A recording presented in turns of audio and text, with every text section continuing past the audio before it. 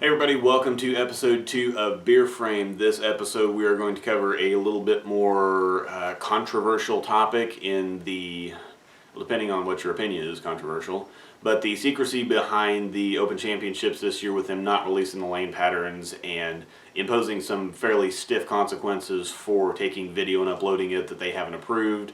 Or the thing that's got me the most upset is just no live streams. I just love watching the stuff. Before we get into that, we're going to talk about the beer, and guess who started a YouTube series called Beer Frame and then found out 2 days later that they were likely gluten intolerant, and furthermore spent the last 3 days gluten free and feel 500% better. Hashtag damn it. So, what's going to happen is I'm going to tell you about, I'm still going to tell you about a beer, and then I'm going to turn the camera off and cry for a few minutes because this is my favorite beer of all time ever. They make it once a year. And whenever the local liquor stores get it, it disappears within a week or two.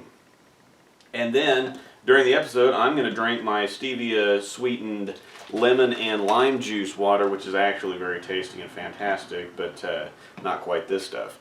This is this year's new Belgium La Folie, 2017. Hopefully you can see that.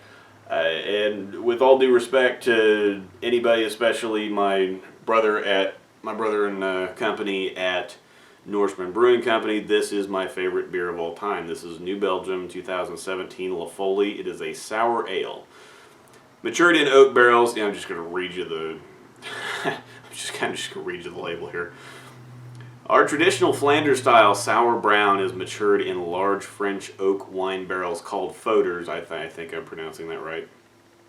Probably not. For 1 to 3 years, 13 foeders are then chosen and mindfully blended for complex notes of green apple, cherry, and caramel. So basically what this tastes like is it tastes like a brown ale that you took some kind of hard cider and put a little bit into and then drop like a mega warhead into it. This beer is, I taste something different every single time I take a drink, and I just love it. Sometimes you get the ale flavor, and sometimes you get the sourness of it. Sometimes you get those fruity notes, and so it just depends on which part of my tongue this stuff touches first. But it's absolutely fantastic. If you have a chance to pick up some or to get your hands on any of it, you need to take the opportunity because this stuff is out of this world, stupidly great. And like I said, I'm going to turn the camera off now and cry that I can't have it, or the other bottle that I have in the fridge that's left over from my initial purchase. Yeah. So first of all, we're going to talk about the pattern and not releasing it. And my opinion on this, or my angle or perspective, is likely to be fairly unpopular. It doesn't fit the narrative. But I think it's relevant, and I think it's accurate. Now I'm going to try to make this part as quick and painless as I can because I feel like it's a very simple concept, and just a few very simple steps of logic arrive you at the place where I don't see why there's an argument. I don't see why there's an issue. Now a lot of people have said this is the information age, and so we released the pattern for knowledge and for transparency and for all of those good things. But a lot of people have complained about not releasing the patterns because they say, okay, well now we don't know what's out there. Now we're going to go in blind.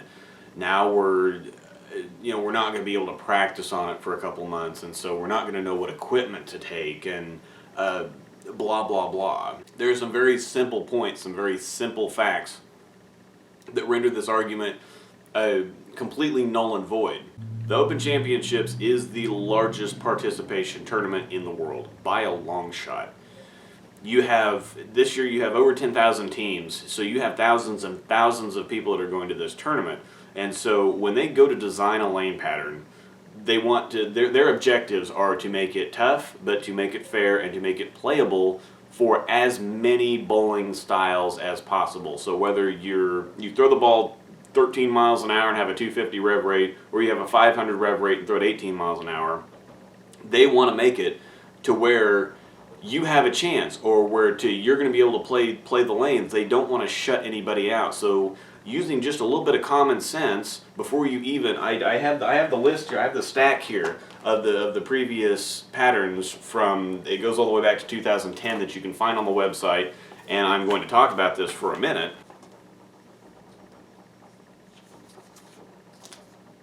But before you even look at the patterns from previous years, common sense is going to tell you there's never going to be a 50-foot pattern with 30 mils. There's never going to be a 35-foot pattern at 20 mils. It's just not going to happen.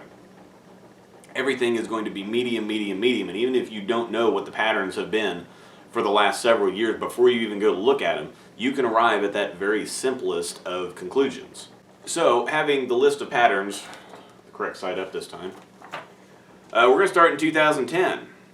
Pattern length, and this is back before, I think 2013 was the first year that they had multiple patterns. If you want to see exactly what the patterns are, then you can go to bull.com and find them that way, because they have them listed under the Open Championships section of the website. I'm not going to put them all up there in case you don't want to see them, but we're just going to go through this very quick. 2010 Reno, 40 feet, 26 mils. 2011, 41 feet, 27 mils. 2012 Baton Rouge, 39 feet, 25 mils. 2013 doubles and singles, 39 feet, 24 mils. 2013 team, 41 feet, 26 mils. 2014 doubles singles, 40 feet, 26 mils. Are you sensing a pattern here? Are you also sensing my sarcasm? The one lone aberration on here, 2014 team event, 43 feet but only 24 mils, so they made it longer but they also made it drier. 2015 El Paso team, 38 feet, 26 mils, so 26.9, so 27 mils. 2015 El Paso singles and doubles, 39 feet, 27 mils. Last year, Reno team, 38 feet, 26 mils. 2016 singles doubles Reno, 39 feet, 27 mils.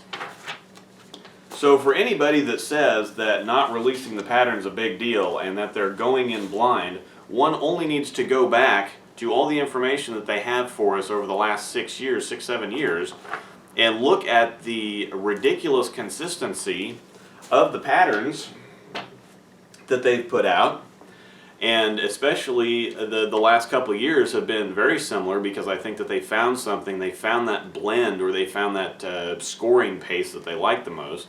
And so I imagine that this year is going to be very similar to that. And if you've ever bowled in college, number one, or if you've ever bowled on medium sport patterns, all these people whining about going in blind, you should know, you should have the experience, and using these very small steps of logic, you should be able to come to the conclusion, or you should be able to arrive at surfaces and ball choice and layouts that are going to work on a medium length, medium volume pattern, which I guarantee you is out there this year. That's one of their goals at this tournament, is making it as playable as possible for as many styles as possible.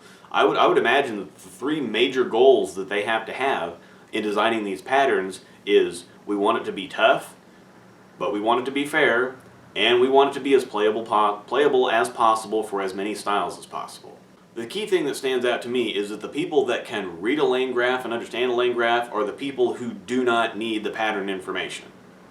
These are the people that can go to the tournament, they can watch, they can figure out ball reaction. These are the people that are going to take maybe 2 or 3 drilled balls, they're going to take 5 blank balls, and they're going to watch 6 or 7 hours a day for a couple days, and then they're going to have those punched right before the tournament. They're going to figure their layouts out, they're going to get their surfaces figured out, and they're going to be ready to go.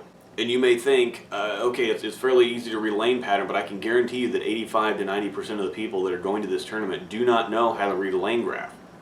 And 30 to 40% of those people think that they know how to read a lane graph, but ultimately you hear stuff like, okay, well, we got the pattern and we had it put down at our center and we practiced on it, and then we went out there and then the tournament played nothing like the pattern, or so the pattern either didn't play right at nationals, or it didn't play right at home, or our idiot mechanic, our lazy and or idiot mechanic put everything in wrong, and so we were practicing on the wrong thing the whole time. Because if you get the pattern early and you practice on it, and you put the pattern in the machine right, it apparently doesn't matter that it's a different machine with different oil being put down at a different center with different lanes of different age with different topography in a different climate of different humidity at a different elevation and different cleaner that they use and so on and so forth. You know, it can't have anything to do with that. I mean, if you go to make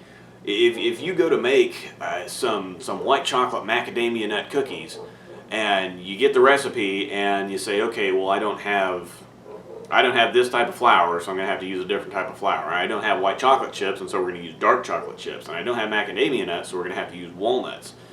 And then you get done, and you're thinking, well, these cookies don't taste anything like white chocolate macadamia nut cookies. I followed the recipe. Yeah. And while the ingredients may be similar, yeah, they're using a lane machine and they're using oil, and oil is being put down on lanes. That doesn't mean that any of it, that all of it's going to combine just because you take this information and you put it in a lane machine. All this tells you is what's in the lane machine. It doesn't tell you what's actually down on the lanes. To figure that out, you've got to actually take a ball and you've got to throw it down the lane. Because even when you get there and bowl all the side stuff like the bowler's journal or practice on the showcase lanes or whatever, people unanimously agree that even these things it's the same oil with the same lane machine, the same cleaner laid down by the same person, the same building, it still doesn't play like the tournament lanes play. So once again, the people that can read a lane pattern, that can read it, that do understand that there's going to be differences, they don't need the pattern anyway. They can go figure it out themselves. And for the people that can't read a lane pattern, it's not going to help them. So I don't see why releasing the pattern matters really to anyone. Now, in talking about not allowing video out or not having the live streams, if the point of not releasing the pattern is the idea I think is to try to return it to more of what the PBA was like in the earlier days before they had name patterns or cheetah or shark or anything like that, when it was just the lane guy put something down, you went and you bowled on it, you put your shoes on, you got your balls, you bowled on it, you figured out what was out there, you used your experience and knowledge, you made adjustments, and you figured it out, and you just bowled on what was there. They're trying to kind of return it to that type of a thing, I think, where you're just supposed to pay attention, read your ball reaction, and make adjustments off of that. Now the problem is that the elite, which make up about 2 to 5% of the people that actually bowl the tournament, they're still going to have all the information. They still have connections. They still can talk to the guys that run all the manufacturer booths that they probably know most of. They're still going to get information. They're still going to come out there prepared, and they're still going to bowl well. Now, as far as that relates to not releasing the pattern, but also not releasing video, I can understand them not wanting to release the pattern, kind of, I guess, maybe. And I am indifferent. My opinion is that I am completely indifferent on whether they release the pattern or don't release the pattern. I don't think it makes a difference at all in the world whatsoever. But the idea behind not releasing video or not having live streams, I mean, if they want to return it to a more pure state, where you just read ball reaction, you figure it out. Well, whether you're at the bowling stadium watching other people bowl and getting information from that, or you're watching live streams on YouTube, it's still ball reaction. And people can say, well, if you get to watch it on YouTube, then you're going to have a better idea what balls to take, or what layouts to use, or what surfaces to use. I've heard all kinds of things. Back when they released the pattern, it was, okay, well, I got down there and it wasn't quite what I expected. We expected transition to start about the 7th frame of the first game, and it didn't start until the first frame of the second game, and that threw us off, and we were never able to adjust. And if I'd have known that it was going to transition like this, well, I'd have brought this ball, or I'd have made sure to pack this ball with a different layout, or I wouldn't have gone with this surface, or whatever else. You hear the woulda, shoulda, couldas, or if I'd have known this or expected this, then I could have done this. Now this year I'm already hearing, well, I went in blind, and if I'd have known what was out there, I'd have taken this or taken that. It's the same damn excuses as it was last year. It's just for a different reason. Now, there's a whole other side to this, which this is probably going to be the most unpopular part of my opinion. The vast majority of people that go to this tournament, I would say 90 to 95% of all the people that go to this tournament, bowl on a sport pattern or a sport compliant condition exactly 9 games a year, and that's the 9 games that they bowl at nationals.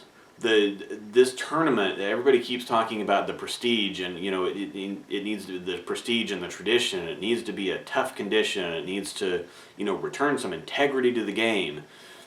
But when you have a bunch of people that go to this tournament every single year that bowl on nothing but house shots the entire year, this is not the PBA, this is not the Masters, this is not the US Open.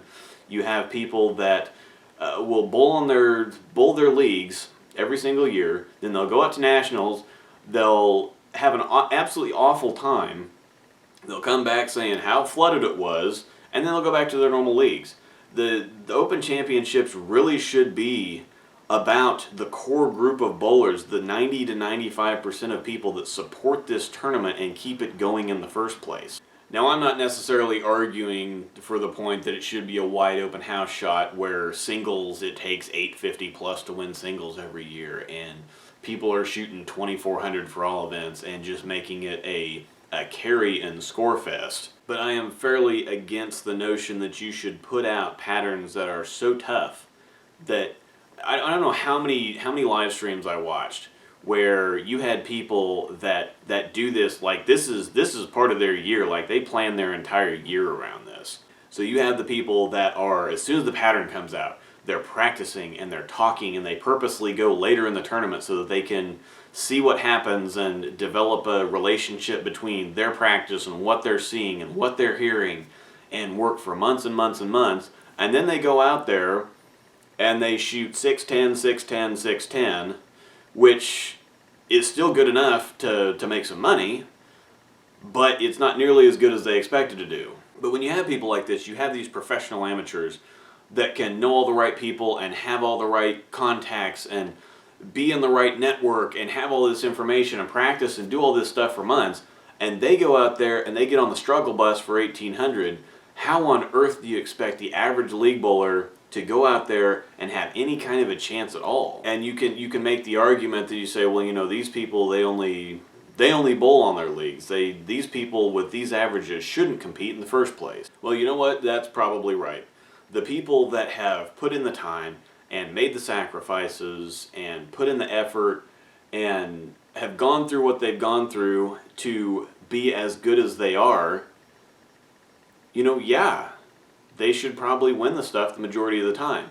But here's the interesting thing, is that the better bowlers, the majority of the time, regardless of the lane conditions, are always going to be at the top of the tournament. If you held the tournament on one of the USBC patterns like white or blue, you're still going to have the same people at the top of the tournament, because it's different from a city or a state tournament, because in those there's most of the time handicap. This is still a scratch event. And so even if it's a carry contest, you're going to have those same names at the top. The scores are just going to be higher. And now the other big flap this year is that they have the different divisions, and so you have all the top people that are gonna, okay, well, there's less in bracket money and there's less in winnings, and they're kind of chopping everything up, and this is what they're complaining about, because whether or not they admit it or whether or not they stop to think about it, most of them don't stop to think about it, but with the divisions the way that they were before, where it's basically 179 and lower or 180 and higher, you're telling me that you expect a bunch of people that average 185 and 190 on a house shot to come to this tournament every single year knowing that they have zero chance, knowing that they're donating, knowing that they're just bringing their money and just putting it into the pockets of these 2 to 5% of the elite that know that this is just a cash cow for them. They come to this tournament every year expecting to win a lot of money. This is something that they expect. This is something that they plan on to come in and win all this money and probably have their year's worth of tournaments funded just from these 9 games over 2 days. I think it was a couple years ago when Anthony Lacaze basically swept everything. I heard that he won $25,000 to $30,000 in the brackets and the side pots and the 30 clean and all this other stuff before he even got his tournament winnings. And then of course you get a few eagles thrown in there and you get your cut of the several $1,000s for the first place finish. And when you put all that together, for 9 games over 2 days, he made $40,000 to $45,000, and that's more money than most people make in a year. You know, it's important for every tournament to have the donators. As bad as that sounds to say, you're going to have a lot of people that go to tournaments and they're just bowling the tournament to bowl the tournament. They're not. There's a lot of people that go to nationals, obviously, especially in years past, when you're in the 185 to even 205, 210 range. You're going in fully expecting not to make any money. If you cash, it's like really cool, but you're just going to bowl the tournament to bowl the tournament. Those 2 to 5% of the elite bowlers that go there every year expecting to make not expecting to do more than cash, but to make just a crap load of money. They're expecting to make thousands of dollars off the brackets and then off their tournament winnings. And now that they have these new divisions, they're actually complaining because their cut this year is most likely going to be less than it has been in years past. So what they're really doing is they're complaining that the tournament has been made more fair. And in my little think tank sessions and talking with other people, whether or not this is the design intent, it's very obvious and very apparent that whether it's done intentionally or not, I'm not accusing anybody of anything, but I'm saying that the way things are right now, the way that it's set up, everything is set up for these elite 2 to 5% to absolutely excel. It's a tougher pattern. It requires a lot of teamwork. It requires a lot of practice. It requires a lot of knowledge. These patterns are tough. These patterns could very realistically be put down for PBA tournaments and would give the best, some of the best on the planet, some fits. But this tournament is set up every year so that these same people will continue to succeed and will continue to finish high and will continue to speak the praises of the tournament and say how prestigious it is and how much integrity it has and how great it is. But can you imagine for just a minute if you were to put down an easier pattern and the scores were to go up, and then all of a sudden you would have this minute, very minuscule percentage of these elite bowlers at the top, like I said, the 2 to 5%, which probably is closer to 2% than 5% of these elite bowlers that go out. You're going to have these people complaining that, okay, well, the scores are too high now, and now it's a carry contest, and it's lost integrity, and it needs to be tougher. And this tournament should be about the 95 to probably 97% of people who are just your regular league bowlers. They're not the elite tournament bowlers. This is not the PBA. Again, like I said, this is not the PBA. It's not the Masters. It's not the US Open. It's a bunch of league bowlers traveling halfway across the country, or in some cases all the way across the country, to go bowl a tournament full of other regular league bowlers just like them who bowl on house shots for their 3 to 6 or 9 games a week, have a couple beers, and then they go home. This tournament should be about them. It should be making sure that they have an enjoyable experience, that they have fun. I mean, you hear a bunch of people that complain about going to Reno every year. I actually love going to Reno, but I just go strictly for the bowling. The bowling stadium is the ultimate bowling venue to me. I love going there. Whenever we're there, I spend the vast majority of our time that we're there in there just watching bowling. Because there isn't a whole lot to do in Reno. I mean, once you walk through some of the casinos and maybe you drive up to Tahoe or something and see the sights there, that's pretty cool. But otherwise, yeah, there's not a whole lot to do in Reno. And the complaints that come against Reno, I don't understand. It doesn't resonate with me because, again, I'm there for the bowling. I spend all my time in the stadium, and that is completely awesome for me. I love doing that.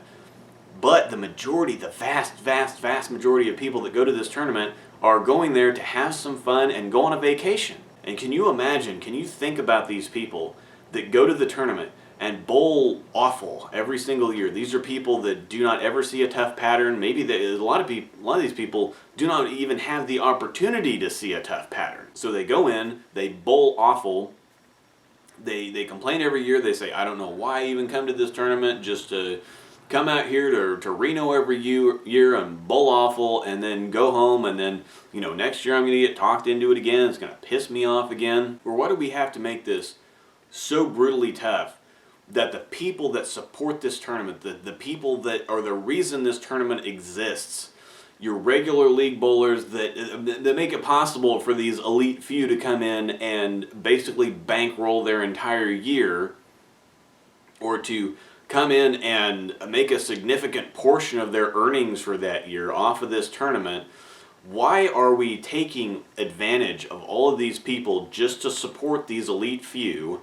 Why can't we make it? Isn't bowling supposed to be fun? I was bowling our city tournament here a couple weeks ago, and we were bowling doubles and singles, and before the first game was even done, I was already pissed because I was throwing the ball well, I got tapped a couple times, and I just sat down and had to kind of reset and think, you know what, when was the last time that bowling was fun? Like, I'm coming into this tournament and my objective is I'm going to do well and I'm going to make money, and I was so serious about it. And I'm like, when was the last time that when was the last time that I had fun bowling? You know, isn't bowling supposed to be fun? And they talk about the decline of it. They talk about the decline of league bowling. They talk about the decline in participation and decline in tournament entries and everything else. But you've also got this rise of recreational bowling centers. You've got all these new places that are coming out and that are being very successful, that are focused on just having a good time. People aren't having a good time bowling anymore. There are plenty of tournaments out there, there are plenty of events where if you want to put down the toughest pattern that you can think of, and you want to go beat your brains out, and you want to go just absolutely have to split boards to knock the pins down, you go do that.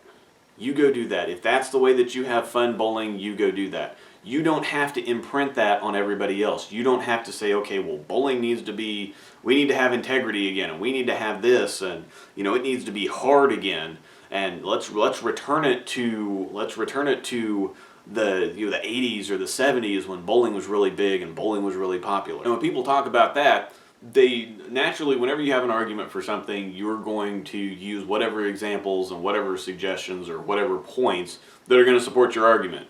And they can say, okay, well, the rise in scoring, or the easier bowling's got, the more it's declined. But they don't factor in things like there's so many more things that take people's time. They don't factor in how many things there are that take people's time. And you know, golf is on a similar decline. Has golf gotten any easier? Not really. You got clubs that'll hit the ball farther, and you got balls that'll fly farther. But if you hit it in the wrong direction, it's just going to go further the wrong direction.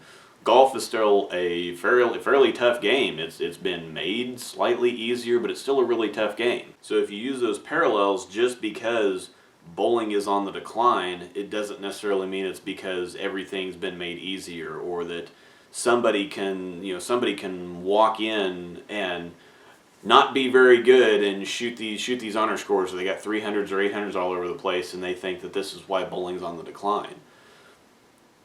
There again, we're going back to the 2 to 5% of the elite here. Maybe you're having some people, a very, very small percentage of very few people, who are saying, well, you know what, I don't like the carry contest, I don't like this, and so they quit. And they think that just because they have that opinion, and because everybody else in their network, or everybody else that they know, that's a similar level as them, that's going to have similar opinions, is saying, okay, well, you get together and have a round table of these few people and say, well, you know, we all hate the way that bowling's going, and it's not hard anymore, and you have these people that are no good, they're shooting all these scores, and it's not fun. But what they're doing is they're failing to consider all these other points. They're not asking the average league bowler, okay, well, what do you feel about this? What do you think about this?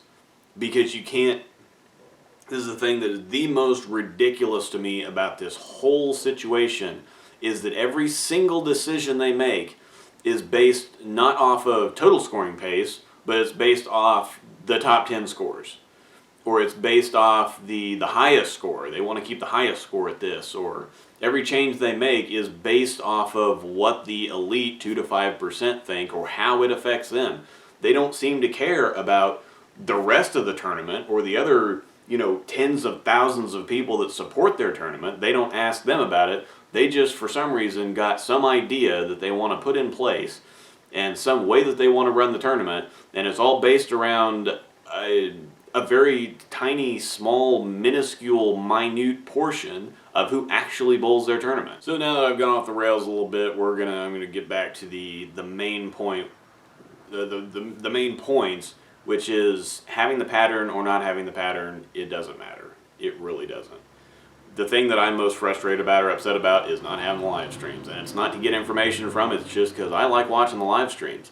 That was always the best time of year. Every year, whenever the first live stream was scheduled, I waited for it and then I watched it just because I like watching good bowling. It's like going on to Extra Frame and watching qualifying or watching TV finals or watching something like that. I just like watching good bowlers bowl well. That's just what I like doing. So now that we don't have the live streams, or we don't have really any, we have a few clips of video that they've shared, but now that we don't have the live streams, the Open Championships is just kind of this secret thing that happens somewhere far away that there's a bunch of secrecy and a lack of information about, and it's like, it's turned into freaking Star Wars, where we haven't, they got to keep everything super secret, and we can't let leaks out, and we can't let this out, and some people know some stuff, and then there's rumors, and then there's this, and ultimately I think that they're going to lose interest in the tournament. And I don't think what they're doing is going to have the desired effect or the intended effect of what they're hoping. And like I said, when they base everything that they do around these just elite few, or what they just kind of arbitrarily decided the tournament should be about, when the vast majority of people are your regular league bowler who's just using it as a glorified vacation, or there's a lot of people that use it as in just an excuse for a vacation, because if they weren't going to bowl the tournament, they wouldn't otherwise go on vacation. So instead of asking them what they want, or what they want out of the tournament, or what they expect, or what they think it should be, they put together a think tank of people who don't associate with the average league bowler, who just associate and keep company with the elite top few, so that they can look down on and condescend to and figure out other ways that they can take advantage of the league bowler, or that they can milk the league bowler so that their elite few stay happy and keep singing the praises of USBC and all these organizations. That's what I think the problem is. I think that they are out of touch, and they have lost their perspective on what the regular league bowler wants. I think that's probably where I better end it. I apologize for all the rambling, but this is something that I could talk for hours and hours and hours about this, because I have some very strong opinions, and I think a lot of people, even those elite few that I'm talking about, don't really like not releasing the patterns. And again, indifferent, I don't care, release the pattern, don't release the pattern, people are going to have the same complaints either way. But I really do miss the live streams, and having the different divisions and the different way that they qualify you, or which divisions they put you into, by all the special adjustments that they have now.